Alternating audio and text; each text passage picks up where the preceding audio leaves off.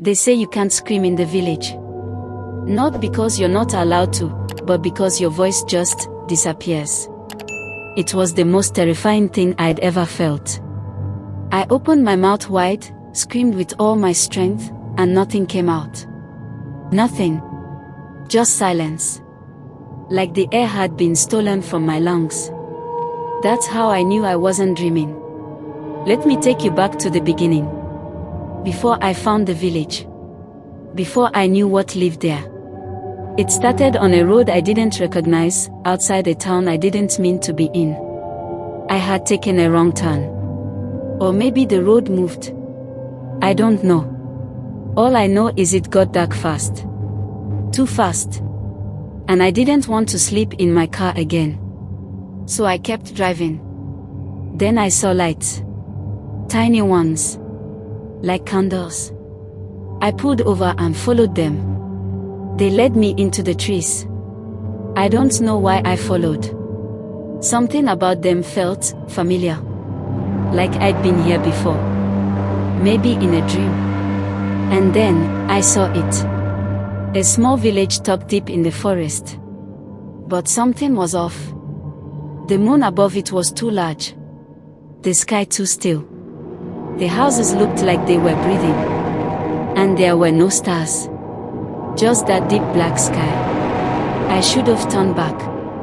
But then I saw a girl. A small girl, standing barefoot on the path. She looked right at me and smiled.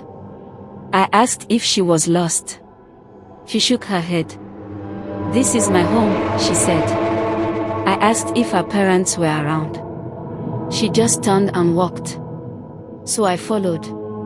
She led me past houses made of glass, one with mirrors on the roof.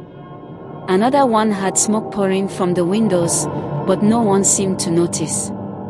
There were people. Not many. They didn't talk.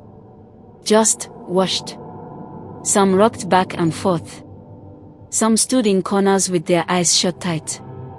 One man knelt in the dirt, digging a hole with his bare hands. I asked the girl what this place was. She said, "It's where the forgotten people go." Then she disappeared. I looked around and realized I couldn't remember how I got there. Couldn't remember my name. That's when I tried to scream. And nothing came out. The village does something to your mind. It twists memories, replaces them with shadows. I saw a woman who looked like my mother, but her face was stitched together with black thread. I saw my childhood home, but upside down, floating in the air. I kept walking, trying to find a way out. Then I saw the mirror house again. This time, I went inside. The walls were lined with mirrors. Hundreds of them. Each one showing a different version of me. In one, I was crying. In another, I was older. Covered in scars. In one, I was smiling. But it wasn't my smile. Then I saw the little girl again. She pointed to a mirror. This one showed me as I was, but behind me was a tall, dark figure. I turned around. No one. But when I looked again, the figure was closer. I ran. Out of the house. Through the streets. Past the man digging. He looked up at me and whispered, "It's for you." I didn't stop. I ran until I hit a wall of trees. But the trees were too close. Too tight. Like they didn't want me to leave. Then I heard the bells. Soft. Gentle. Like lullabies. I turned and the girl was there again. She said, "You can't leave until you remember." Remember what? I begged. She just tilted her head. And then, it hit me. I had been here before. When I was a child. I used to dream about this place. After my sister died.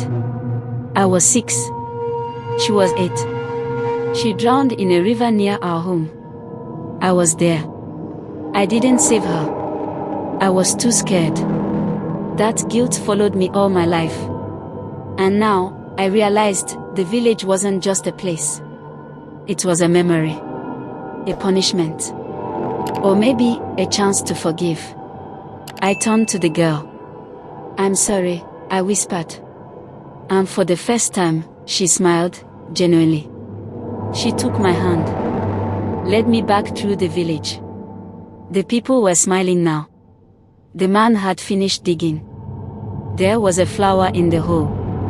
The woman with the stitched face waved. And then, just as the sky began to lighten, I woke up. In my car. Engine off. Forest gone. I was parked outside my own house. Had it all been a dream? Maybe. But sometimes, late at night, I hear bells. And I don't look out the window. Because I'm scared I'll see that little girl. And I'm more scared that I'll follow her. Again. Months passed after I woke up in my own bed. No forest. No lights. No village. Just the silence of morning. The hum of the fridge. The sound of traffic outside. And for a while, that was enough. I lived quietly. I kept my mind busy. I didn't tell anyone. Who would believe me? But I kept dreaming. Dreaming of the mirror house. Of the little girl. Of the shadow that wore my face. I thought maybe it was all in my head. Until one day. I wasn't the only one dreaming. It started with a knock at my door. A woman stood there. Pale. Nervous. She looked at me like she'd seen me before. "I'm sorry," she said, "but do you know anything about a village that only appears at night?" I froze. I think I lived there once," she whispered. "But I don't remember leaving." Her name was Joy. She had lived 2 towns over. A normal life. Then one night, she said, she followed the sound of bells and ended up in a place she couldn't find again. But it never left her. "I think it took something from me," she said. We talked for hours. Compared memories. The same people. The same baker. The same little girl. Except her little girl had a name. "Luma," she said. She called me Mama. I felt my breath catch. "That's not possible," I said. "She was just a girl in the village." "No," Joy whispered. "She was my daughter. She disappeared 2 years ago." No one believed me. They said I imagined her. That night, I couldn't sleep. I sat in the dark. Watching. Waiting. And then, just before 3 a.m., the lights came back. Flickering in the forest. Just like before. But this time, I didn't run. I walked. And I wasn't alone. Joy came with me. She held my hand. Tight. Like if she let go, the world might fall apart. We entered the trees. The wind whispered our names. And then, there it was. The village. Exactly the same. But colder. Quieter. Something was wrong. The houses looked empty. The candles had burned out. No one came to greet us. Not even the little girl. We walked in silence. The roads cracked under our feet. At the mirror house, the door was open. Inside, broken glass. Each shard reflecting different memories, memories that didn't belong to us. A crying child in a snowstorm. A woman screaming in a hospital bed. A boy hiding in a closet, just like me. Joy picked up a shard and gasped. She saw herself. Holding Luma. Singing to her. And then, letting go. The porch woman was there again. But this time, she was different. Her skin was gray. Her eyes cloudy. "You've come too late," she whispered. "What happened?" I asked. "It began unraveling," she said. "The more you remembered, the less the village could hold." "Where's the girl?" Joy begged. "Where's my daughter?" She was never yours to keep, the woman said. But she was mine to lose. The bell rang. Once. Twice. Then the ground shook. The sky turned red. The village trembled, like something deep beneath it was waking up. From the woods, the shadow came. Bigger now. Taller than the trees. Its face still wore mine, but this time, it also wore Joy's. "What is it?" she whispered. "The part of us we left behind," I said. "All the pain. The guilt. The forgetting." It moved toward us. "You want her back?" it asked Joy. She nodded. "Then remember what you did." Joy dropped to her knees. Tears fell. And slowly, it came out. She hadn't just lost her daughter. She had left her. One winter. In a moment of deep depression. She had left Luma sleeping in the woods, believing she'd be found. But she wasn't. Joy had blocked it. Denied it. Convinced herself it wasn't real. Until the village called her back. The shadow split. One half turned to me. "You," it said. "You forgave. But did you accept?" "What do you mean?" "You left your sister. You lived. But you never allowed yourself joy." Then the shadow of my sister appeared. Not angry. Just waiting. I took a breath. "I want to live," I said. "But I want to remember." Then I turned to Joy. "Are you ready?" I asked. She nodded. "I don't want to forget anymore. Even if it hurts." The ground opened. Light poured out. The village shook. And then, from the mirror house, Luma stepped out. She ran into Joy's arms. But she wasn't flesh and blood. She was memory. A final gift. A goodbye. Joy held her. Rocked her.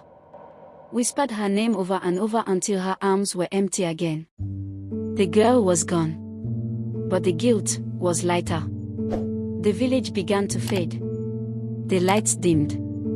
The sky brightened with a strange morning that didn't belong to this world. The porch woman stood one last time. "Few ever make it this far," she said. "But now you're free. Will we ever see the village again?" I asked. She shook her head. "Only in dreams. Only in stories." She turned to leave. Then looked back and smiled. But isn't that where truth lives anyway? We woke up on a bench by the road. Back in our world. No village. No lights. Just silence. And peace. Joy moved away. Started over. She visits her daughter's grave now. Talks to her. Smiles more. I started writing again. Telling stories. Strange ones. About shadows. About places you can only find when the world is sleeping. People say they feel something when they listen. Like they've been there too. Maybe they have. Maybe you have. Because if you ever hear the bells, if you ever find yourself standing beneath a moon that doesn't look like it belongs, remember this. The village only exists at night. But what you find there can change who you are forever.